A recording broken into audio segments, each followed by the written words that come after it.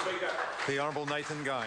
Mr Speaker, I want to contrast the two speeches last Thursday, dubbed by the media as Super Thursday, because what we saw from the Leader of the Opposition was trying to sort of say that we need a new New Zealand and we need to be like Finland. And you would have thought that the research unit in the Labour Party would have at least done some work, wouldn't you? But alas, Mr Shearer gets up and his big speech, pretty much the first thing he said for this parliamentary year was, we want to be like Finland. And what I couldn't believe when we delved into it, and it was exposed yesterday by the Prime Minister, that Finland have a mixed model ownership. Their big energy company, Fortum, 51% owned by the government. And then we went on and also exposed that Finland has a higher rate of unemployment than what we have here in New Zealand.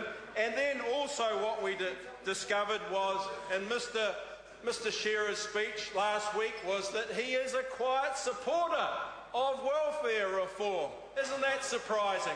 What we also found out from Mr Shearer last week is he supports lifting education standards. Isn't that great? If Mr Shearer was here, I would like to ask him whether he supports national standards. That's one thing that Mr Shearer should come down into the House and say, yes, I support not only welfare reform that this government is delivering, but I support the rollout of national standards that is going very well up and down New Zealand and being well received by parents in my electorate of Otaki.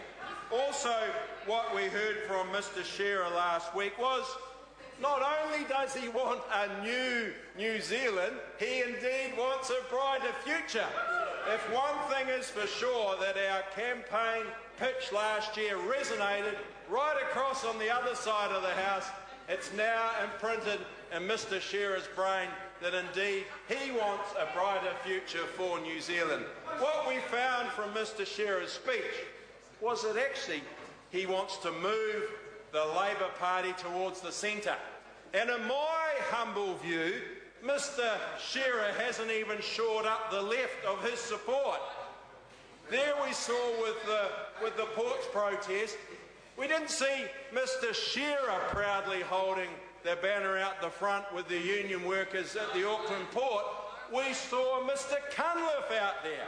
Lo and behold, we still have the Battle of David. Mr Cunliffe dragged Mr Shearer along to the protest of those Auckland port workers. And Mr Cunliffe, I'm sure when he gets up in his general debate this afternoon, will indeed confirm that. If you contrast Mr Shearer's woeful contribution in his speech last Thursday to what the Prime Minister announced, policy of substance, better public services, Mr Speaker, more efficient, going to reduce costs and better results for New Zealanders. And it's worthwhile running through those 10 platforms where we've got stretch targets over the next 3 to 5 years, Mr Speaker. Reducing the number on the working age benefit. I'm sure Mr Mallard's electorate will be pleased to hear that in Hutt South. Getting a greater participation in early childhood education, hugely important. Lifting the rates of infants being immunised. Also reducing serious assaults on children. I'm sure we'd all agree with that.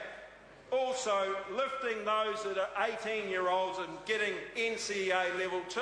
Hugely important if you want to move to a productive New Zealand economy. Increase the proportion of 25 to 34-year-olds who can leave with a trade or some tertiary qualifications. Reduce overall crime. We heard that today from Minister Collins, do a fantastic job in her work as Minister of Justice.